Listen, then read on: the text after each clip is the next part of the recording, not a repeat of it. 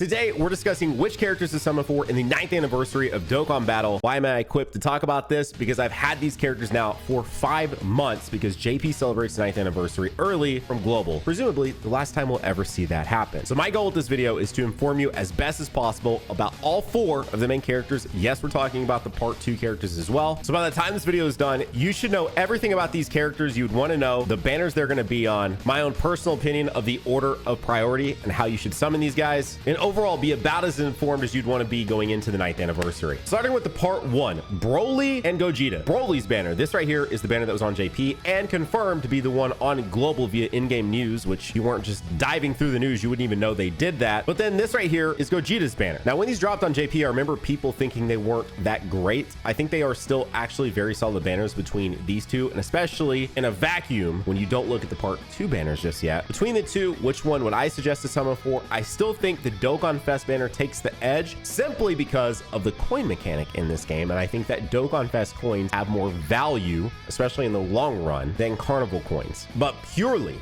unit for unit, main standouts on Broly are of course Broly himself, which we're about to discuss. The side banner Frieza is actually really good. Merge Zamasu still has quite a bit of value. The Majin Buu Saga duo still has value despite what some people think. Super Saiyan Blue Evolution and Kaioken Goku will get an easy A during the 9th anniversary, and they are very, very good. And then the gods, which is crazy to say, should easy A in roughly 6 to 7 months because they will easy A during the 10th anniversary of the game. But then with Gogeta, UI Goku just got his easy A. Broly, Chila, Limo are about to get their easy A. Paragus and Broly, as well as Gine and Bardock, are both going to easy A as well. And truly, in my personal opinion, the Intelligence Gohan, the Physical Trunks, and even the Physical Metacooler all have their use case scenarios and are still decently valuable. But again, simply because Dokkan Fest banner, I've got to give the edge between these two specifically, just as a pure raw, if you just walk away from it without pulling the main unit. I still think the Dokkan Fest pulls forward, but neither of these banners are technically bad. And again, by the end, I will give you a full tier list of which banner to summon on, starting from the best to the worst, so stay tuned. And of course, if at some point throughout this video you do find some value in the things I'm saying, consider hitting that like button. So let's start with Gogeta. I want to do a pros and cons for each of the characters that we're talking about today, as well as some just tips that you may not have realized about the characters from me actually using them over the last 5 months. One of Gogeta's biggest assets to any team that you throw him on is the fact that he's a rainbow orb changer, and he does this in both his base state and in Gogeta Blue. One misconception about this guy that I do see far too often is that he's not very good in his base. And while his base, compared to maybe some of the other anniversary characters, is a bit lackluster, it's by no means bad. It is worth noting that he has guard for the first 3 turns, and he gets defense on supers. His 18 key raises it by 30%, and his 12 key, which is the important one because of all the additionals he gets, raises it by 50%. So by no means should you be putting this guy slot 1. Matter of fact, a tip from me, because of his transformation condition, is to actually put him in slot 3 and rotate him off the first time you see him, because then when he comes back, you'll be able to transform him into Gogeta Blue, which is where he truly takes off. We'll talk about that in a second. Of course, since this is a Gogeta character, he is effective against all type, which is pretty clutch. People don't talk about that enough either. He does actually have additionals built in. We talk about this all the time with kits, but it is very important now these days that a kit needs to either have additionals,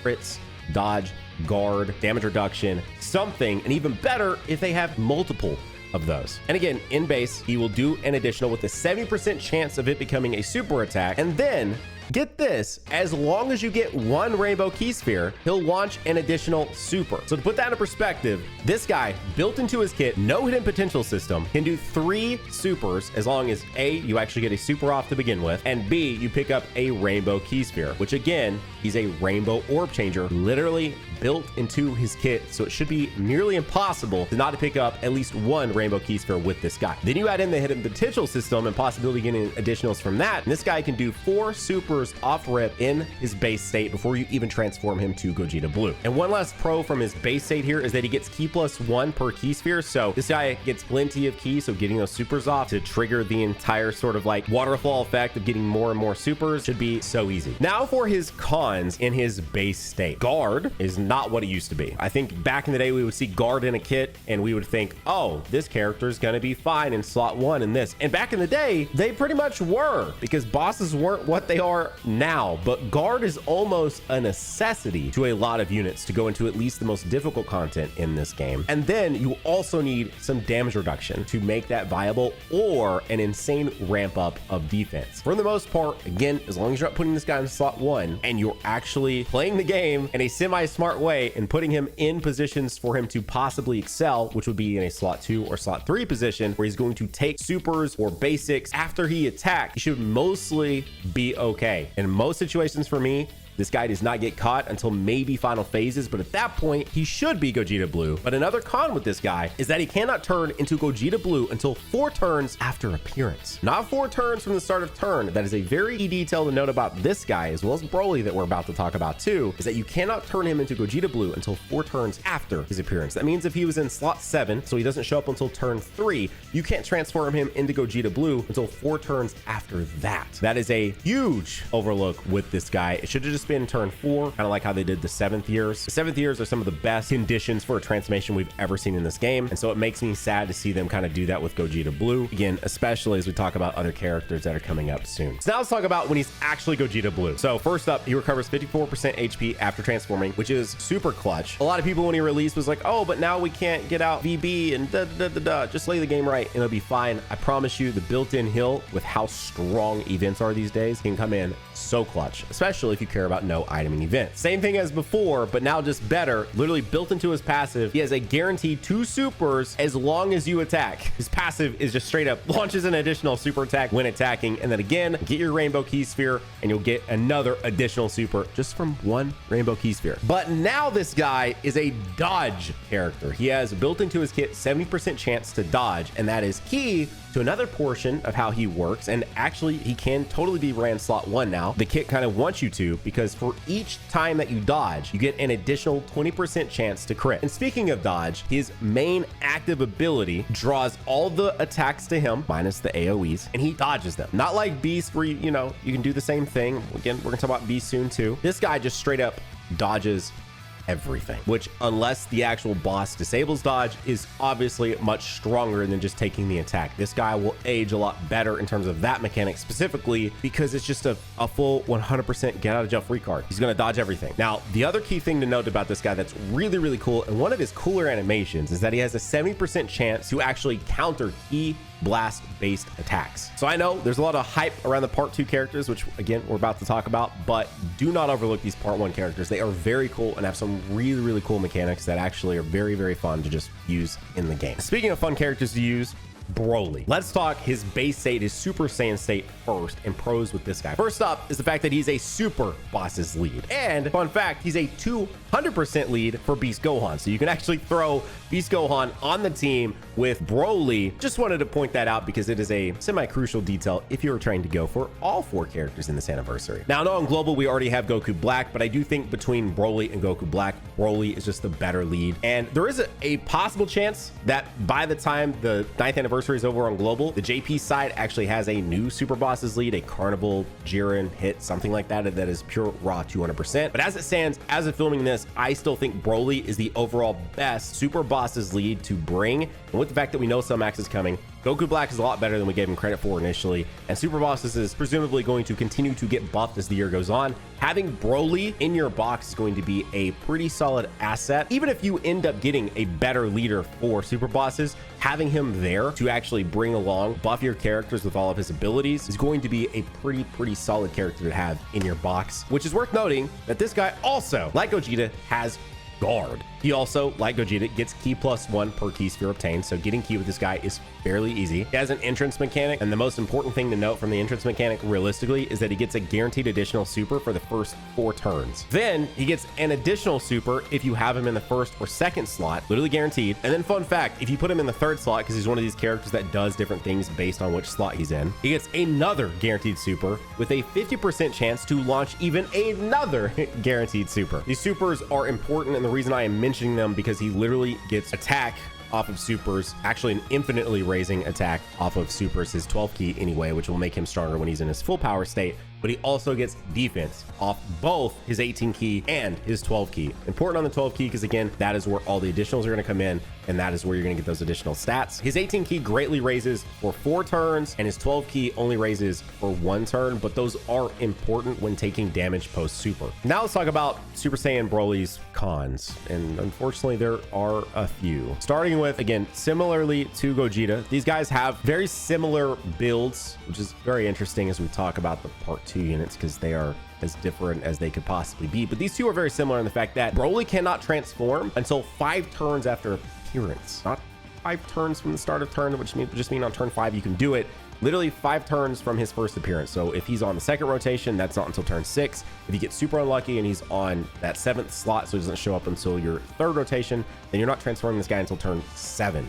That is very late in these fights these days, unless you're running very, very weak teams, which when you've got Broly on there, that already immediately buffs them. But unless you're running incredibly weak teams, these events right now are like being over in like 7-8 turns or less for sure. I have to imagine the fact that when he transforms, he does bring out a domain effect, which buffs your extreme allies. That is probably some of the reason why you can't transform faster, because it is a very, very strong domain effect. But honestly, I would almost give up the domain effect to have just a basic nice transform on turn 4 transformation for this guy, because it's really, really unfortunate. And as I mentioned with Gogeta, I've got to mention again here, yes, he has guard built in, but unfortunately guard is not what it used to be. I did mention all those additionals and the fact that it does get defense off of them. So in my time using this guy, has he gotten caught in final phases against like Gogeta in some of the absolute hardest fights?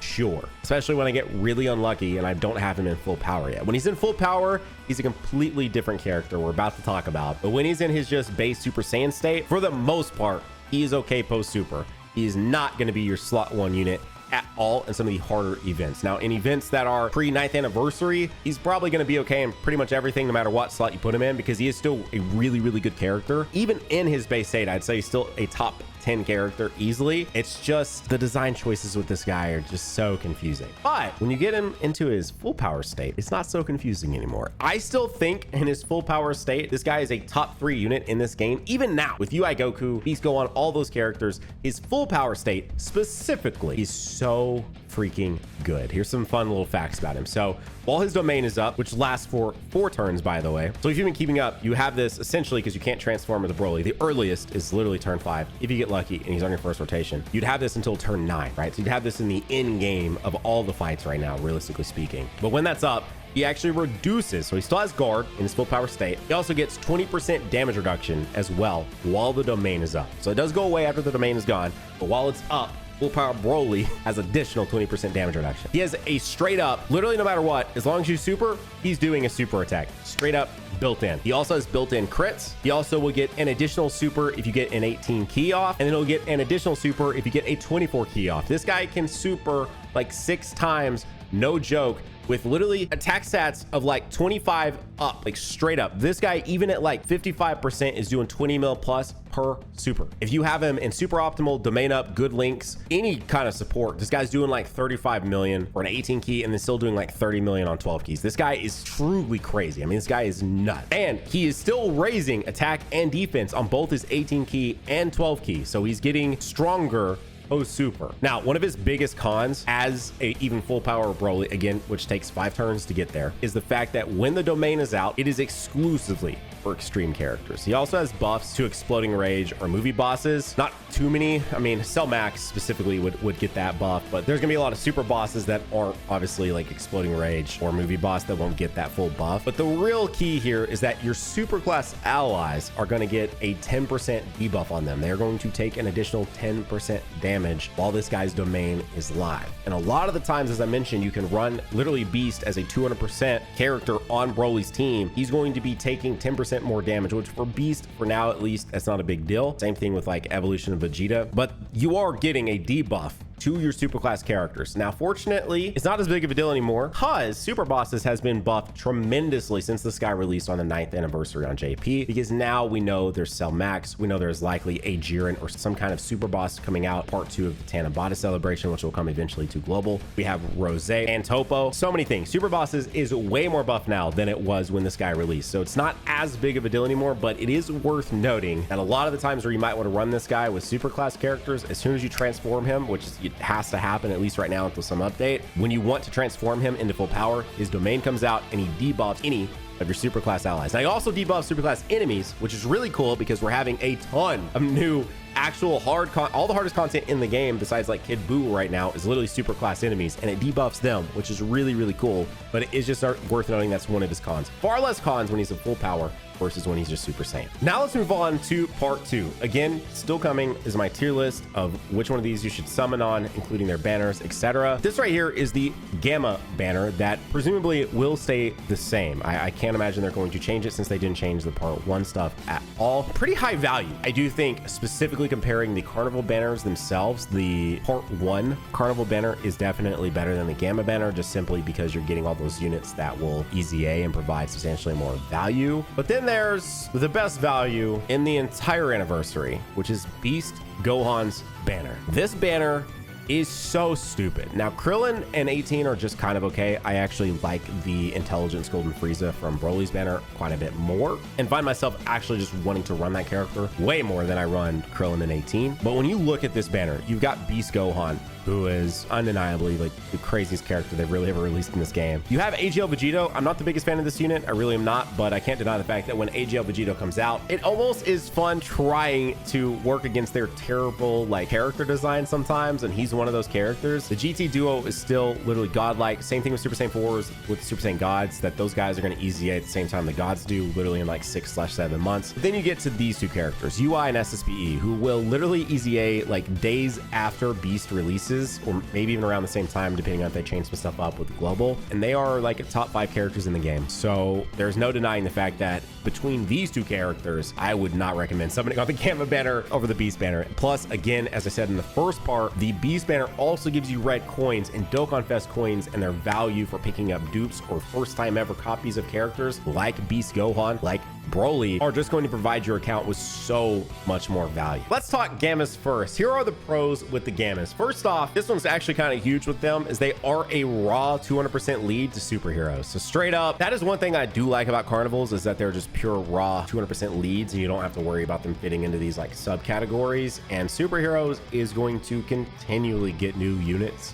literally Dragon Ball Super heroes. Like like this is one of those categories that is just going to continually get buff, like multiple times a year, probably from here until the game shuts down. Another thing I really like about them is that their standby is just so easy to get off. You just literally have to get either 3 attacks or be below 70% HP, and boom, like their standby is just there ready to go. You want to get the standby off pretty much as fast as possible. This character wants to get to Gamma 1 as fast as it possibly can. Quick little pointer on them, by the way, is that you do want to make sure that you get either 2 AGL key spheres or STR key spheres, because they can do up to 2 additional super attacks per one of the key spheres that you pick up. And the reason you want that, well, A, you just heard me say that's how you get their standby off, is performing 3 attacks, but also after you've performed 3 attacks, you get an additional attack and defense plus 50%, as well as 30% damage reduction. It's also worth noting a really awesome thing about them is their support. They give 3 key and 50% to attack and defense to superheroes, joint forces, and Defenders of Justice. So they are an awesome support style character. Before we get to their cons, I'll go ahead and just skip to their Gamma 1 state, which is the best this character is, like without question. First off, Gamma 1's 18 key is awesome. It gives superclass allies defense plus 50% for 2 turns. Gamma 1 is also an orb changer, which again, orb changing in this game, very slept on mechanic. When these units don't just like poop out key, like literally key plus 2 per key sphere, or even key plus 1 per key sphere, it gets very difficult getting off super sometimes. So having orb changers is very clutch. But Gamma 1 is not a rainbow orb changer. He actually changes AGL key spheres to int key spheres. This is also super important because Gamma 1 already has a 30% damage reduction as long as you have at least 30% HP. but then he can get additional damage reduction by getting int or STR key spheres. He gets 10% damage reduction per key sphere at a cap of 50% damage reduction. But here's the thing, it doesn't actually end there, because he also gets 20% crit chance per int or STR key sphere, and it can go all the way up to 100%. This guy can literally have a 100% chance to crit as long as you get 5 int or STR key spheres, which you want to get at least 5, because he can have up to the 50% damage reduction as well. So yeah, this guy as Gamma 1 is just way better than in the Gamma 1 and 2 state. Also, one of the last pros is just that like the art is just so sick. The art in these guys is like maybe my favorite art overall. Like maybe not my favorite like drawn aspect of art, but like just the use of the LR style with the motion and all of that, like they are really cool. All right, so cons with these guys. I don't know where to put my finger on it in their kit, but they just don't feel strong as Gamma 1 and 2. I've gotten caught way more with them than I probably should have ever. Their standby mode is just okay. Like they don't have a built-in crit. It just sucks with units like this where you're doing this massive attack with Gamma 2, and it does do some okay damage, but it's going to get outpaced so fast. By the time we're at the 10th anniversary, this standby is going to look like child's play. You know, even a Broly, like the character we've already talked about, part 1, that's like 2 weeks older than this unit. Broly is infinitely more impressive just with his like basic attacks than they are with their standby. So I definitely think that there should have been crit built into this like indefinitely. And the other thing too, I'll say that these guys have that is working against them is the beast effect, which is the fact that Beast Gohan's banner is literally right above theirs. And it's just like, I mean, literally in game, you could just literally like scroll and then boom, you're at the beast banner, which is where you should probably be spinning your stones, because they don't even feel like they were released in the same timeline, dude. Like here's the Gammas and then here's Beast. Like I don't know how else to explain it. Like their kit until they are at Gamma 1, it just doesn't, it's just not very fun. I don't know. There's just not, this unit easily stood out to me as like what happened, you know? But when they get to Gamma 1, you've done the whole rigmarole of like done the standby, got the standby off. Now you're Gamma 1. The unit is really cool, but there's a lot going on there to make that happen first. So now we're at Beast Gohan, Big Daddy Beast Gohan of the 9th anniversary, and realistically of Dokkan Battle. Pros, the best unit in the game still. UI Goku doesn't even touch this guy. Maybe transformed UI Goku he's pretty crazy, but tech UI Goku before you transform him. I've been using him now for like a week, and yeah, he gets caught a lot. Okay, like he gets caught way too much. You know who never gets caught like ever? Beast Gohan. I can't even like toy with the idea that there's a unit better in this game than Beast Gohan. So let's talk about what makes him just so good, right? There's a lot, so let's discuss it. First off, his intro is cracked. Okay, so he just does it. There's no like, you need to bring this character or that character. He just has his entrance. Play the intro. You know what I mean? Like literally use a unit, you get it. He gets 8 key plus 8 key specifically, 40% chance to crit and 40% damage reduction for 5 turns. Remember what I said earlier where events are like literally being over, especially when you have characters like Beast Gohan on your team, or Broly, or Gogeta, or even the Gammas when you get Gamma 1 out? These events are literally ending in like turn 5, 6, 7, maybe 8. It's so fast. So this guy has all that for the first 5 turns. Now, is also worth noting, just like Gogeta, just like Broly, he guards the entire time. That's just built into his kit. It's really important for him specifically because he has so much defense. Defense plus guard is when it's really good. Guard by itself is not enough anymore. But when you have high defense included with guard, that's when it's crazy, which Beast has pretty much all the time. Now, he already had the 40% chance to crit, but here's the thing. He gets an additional 20% chance to crit when you have 24 key. So for those first 5 turns, as long as you get 24 key, which you're probably going to, because guess what? He gets key plus 1 per key sphere. So you've got 8 key from the entrance. You get an additional key for every key sphere you pick up. So this is not even including if you just have any like buffs or any links or anything. I mean, so for the first 5 turns, as long as you get 24 key, he has a 60% chance to crit. The thing is, it doesn't end there. So stay tapped in. We're not done. We're not done. He also gets a guaranteed additional super, and he gives his allies plus 3 key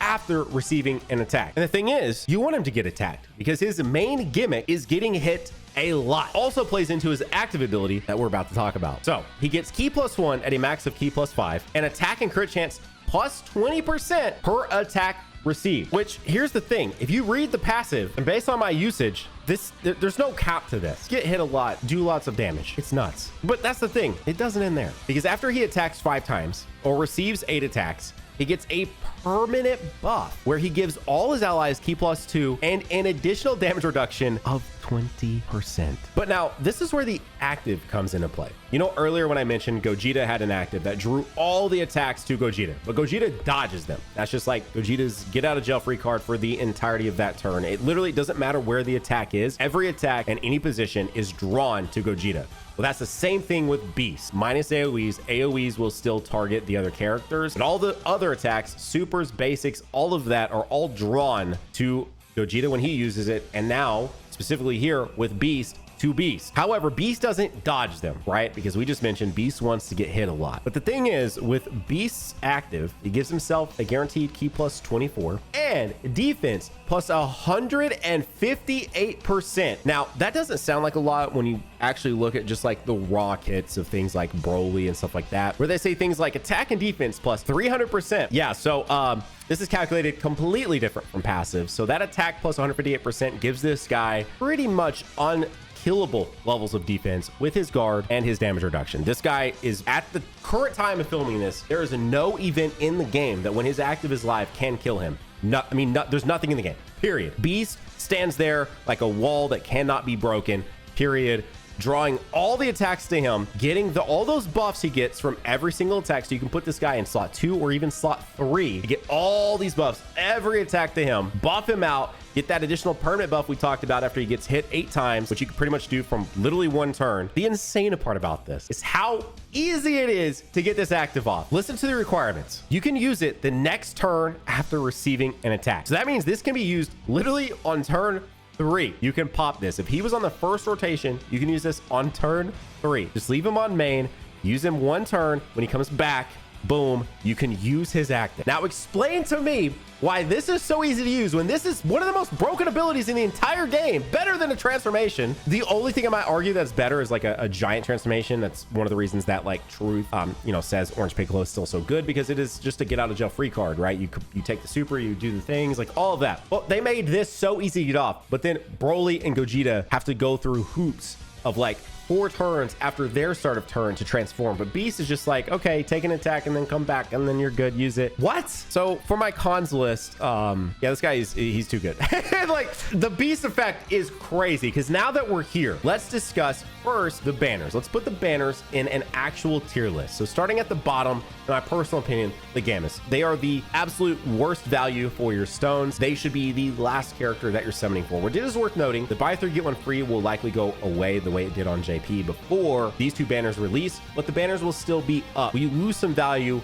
Yes, but technically you'll be able to summon for Broly and Gogeta at the same time that you're able to summon for Beast and Gamma. So you'll have access to everyone at some point during the celebration. So if you were trying to get all 4 characters, the Gamma should be the last on your list. Again, just looking at the banners, and we'll do an actual character list, which will be different in a second. Then from there, I'm going to go ahead and throw Gogeta's above them. I think Gogeta is the 3rd option of banner to summon for. I really like Gogeta. I think he's a very good character, but in terms of just overall value, again, I stand by the fact coin system, while very flawed, and I'm not the biggest fan of the way they handle pity in this game still, where it's only on gold coin banners. At least this loyalty system is what we call it now, or what I call it, loyalty reward system, whatever, is implemented in the game, and red coins are just so much more valuable. And the simple fact that when you look at my second choice banner, which is fairly obvious, Broly, you do have the opportunity to get things that could be very beneficial to your account beyond just the red coins, like Super Saiyan Blue, Evolution, and Kaioken Goku, who are basically like a top 10 unit in the game, pretty much. If they're not on your top 10 list, they're like at least at 11, 12, they're at least top 15. They're a very, very good unit, and they're on this banner with Broly. Merge Masu, who's still a really good unit and very valuable to a super bosses category team, also on this banner. And Golden Frieza, really good unit, also on this banner. And Broly himself, really good unit, also on the banner. And again, the gods will easy A literally in 5, 6, 7 months on this banner. So I'm going to put them as number 2, and number 1 undeniably, like there's literally a gap between the 1 spot and 2, 3, and 4 is the Beast banner, because it has UI, Evolution, and Beast all on it on 1 banner, and those are like 3 of the best characters in the game, undeniably. The value of the Beast banner is truly insane. So if you were just purely waiting to summon on the Beast banner, it wouldn't even surprise me that much. So let's actually do the tier list of the characters in terms of if you just are someone who cares about getting those characters and not just the pure raw value of each banner. Again, Gammas are at the bottom. I think that there is actually a gap between the characters. I think that the Gammas are down here. Then you get up to the other three, the Gammas feel so weird, especially the fact that they are the banner that released side by side with Beast. It makes no sense. Beast is in a completely different league from all three of these characters, but especially from the Gammas. Then from there, I'm probably gonna have to go ahead and put Broly as my third option, just simply because he's really fun. I really do like super bosses, but, and I hate to sound like this, but dodge really is just like one of the strongest mechanics in the game. And the fact that Gogeta has the ability to draw the attacks to him, to dodge all those attacks, is going to be really strong for a lot longer than what Broly brings to the table at the moment. And as I mentioned it earlier with attack stats and how the Gamma standby will eventually not seem that impressive, especially by the time we're at the 10th anniversary. It already doesn't seem that impressive even right now, really, when you take into account what Broly can do, even what Beast can do. Beast puts up crazy stupid numbers for a character that is so defensively oriented. I just have to put Broly as my third option, which is obvious what the next two are. Gogeta in the second slot. I do think Gogeta provides a lot to the team, and again, is a superhero, which is going to continue to likely get buffs here throughout the remainder of the year. They literally just got one with UI Goku through the remainder of the life of this game. Superheroes is going to get stronger, stronger, stronger, and I think Gogeta Blue will always have a slot there. And I still think people sleep on the base state, but really the tip here is just rotate him off once when he comes back. You throw him in Gogeta Blue, he now is a dodge character, and I don't know, he's really good. And that brings us to Beast, who is undeniably the person you should be spending all your stones on if you care about picking up a character the 9th anniversary, which if you don't care about the anniversaries, why are you watching this video? I don't even know why you watched this far. It made no sense. But Beast Gohan will help out your account more than literally any other character here. I do still want to preface that when you look at tier lists, like Truth tier list or tier lists over on Twitter, on the Reddit, stuff like that, and you don't see a character that you really like as high up as you want, or a character that's even on there, like you really love the Gammas and now they're not on any of these tier lists. I want to preface that I think it is super important that all of these characters in pretty much any scenario can beat any of the events in the game currently, period. I want to preface that getting so up in your head over someone's tier list, or me, you know, not necessarily speaking that highly of the Gammas, does not matter. All these characters can literally take down anything in this game right now with ease, and will still likely be able to still beat events for 2-3 years from now, which then eventually they'll get an easy A, and then they'll be good again. Because I can still run the SSA 4s, I can still run the Super Saiyan Gods, and plenty of events, actually really every event, might be kind of a fun video to do that, and still win just fine. It's okay if a unit is not universally top 10 or top 5 or the number 1 on someone's tier list or whoever it might be, because most of the characters are still incredibly viable, can still take down pretty much any event that you can throw at them. And I think it's really important that while I provided you with as much context as I think possible to make an educated guess on where you should spend your stones, which is fairly obvious that Beast was there, but I wanted to give a good reason to also summon on the other 3 characters, because I do think they will be slightly overlooked by plenty of the player base just because of how strong Beast is. I still think it's important when you're playing this game and you're spending your hard-earned money or all the stones and time that you've saved up all these stones to finally spend to get characters that you enjoy. And so for me, I've been a Broly glazer for like 5 months now, because he is my favorite character from the anniversary easily, and I can take down any event I want. Is he the renowned top 5 character from pretty much anyone I see? No. Does that matter?